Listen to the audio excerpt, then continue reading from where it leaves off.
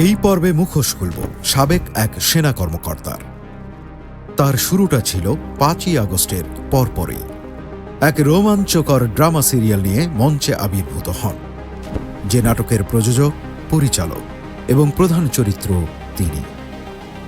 সেই প্রধান চরিত্রের নাম অবসরপ্রাপ্ত ব্রিগেডিয়ার জেনারেল মোহাম্মদ হাসান নাসির। আপনারা কার উপরে ভরসা করছেন? আপনারা নিজেরা নিজেদেরকে সেফ রেখে সরকারের দাবিদারি করে এখন আসছেন সেনাবাহিনী কেন নিষ্ক্রিয়? এবার আসি মূল গল্পে। ৬ই আগস্ট তিনি ঘোষণা করেন একটি নতুন প্ল্যাটফর্মের নাম জাস্টিস ফর কমরেড। একত্রিত করতে থাকেন অবসরপ্রাপ্ত সেনা কর্মকর্তাদের পাশাপাশি কিছু বিতর্কিত, অপসারিত এবং প্রশ্নবিদ্ধ অতীতের অধিকারী সামরিক কর্মকর্তাদের।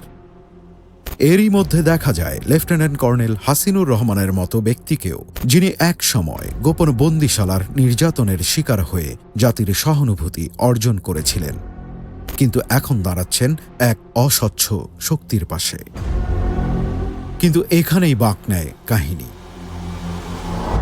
যখন জাস্টিস ফর কমরেডের প্রকৃত অভিপ্রায় ও উদ্দেশ্য উপলব্ধি করতে থাকেন কিছু সৎ, পেশাদার অবসরপ্রাপ্ত সেনা কর্মকর্তা, তারা একে একে সরে দাঁড়ান সেই মঞ্চ থেকে। ফলে প্ল্যাটফর্মটি হোঁচট খেতে শুরু করে, পালে আর হাওয়া পায় না।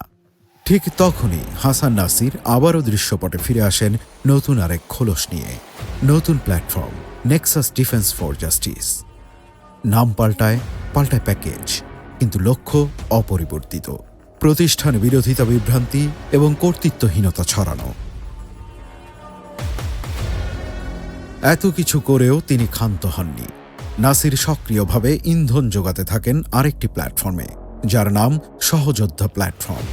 এটি মূলত পরিচালিত হয় চাকরিচ্যুত, বরখাস্ত এবং শৃঙ্খলা ভঙ্গের অভিযোগে বহিষ্কৃত কিছু সাবেক সেনা সদস্যের দ্বারা।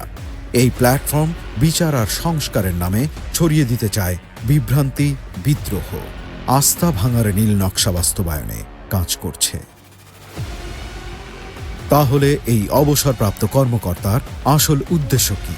তার বক্তব্যে সংস্কার শব্দটি যত উচ্চারিত হয় ততই ধরা পড়ে প্রাতিষ্ঠানিক কাঠামো ভাঙার এক গভীর ষড়যন্ত্র। এই ষড়যন্ত্রের লক্ষ্যই বা কি? দেশকে নাকি বাহিনীকে, নাকি উভয়কেই বিভক্ত করে একটি দুর্বল রাষ্ট্র কাঠামো গড়ে তোলা? আর্মিকে যত ছোট করার প্রয়োজন, সেনাবাহিনীর মেজর, লেফটেন্যান্ট কর্নেলরা অনেক শিক্ষিত, অনেক এক্সপেরিয়েন্স। নাসির কি শুধুই সংস্কারক, নাকি একটি গভীর ষড়যন্ত্রের অনুগত বাহক? আমরা আজ সেই প্রশ্নগুলোর উত্তর খুঁজব। সেনা কর্মকর্তাদের কল্যাণে কাজ করছেন দাবি করা হাসান নাসির তাহলে চাকরি জীবনে কেমন ছিলেন?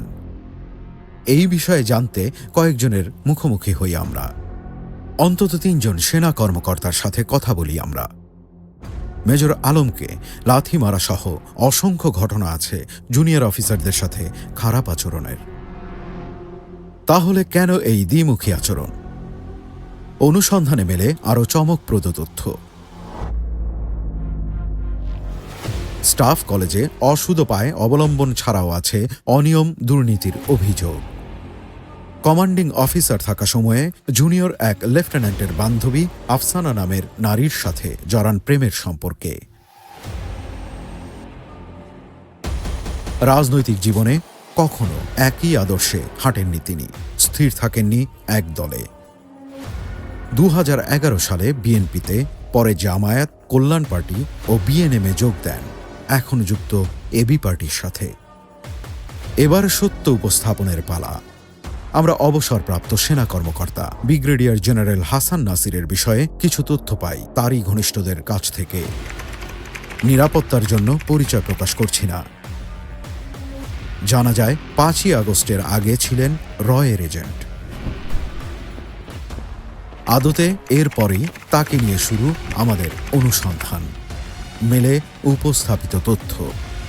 বিডিআর বিদ্রোহ নিয়ে অনবরত কথা বলছেন তিনি, যদিও বর্তমান কিছু সেনা সদস্যের সাথে যোগাযোগের তথ্য পেয়েছি আমরা। আরও নতুন কিছুর সন্ধানে চলছে অনুসন্ধান।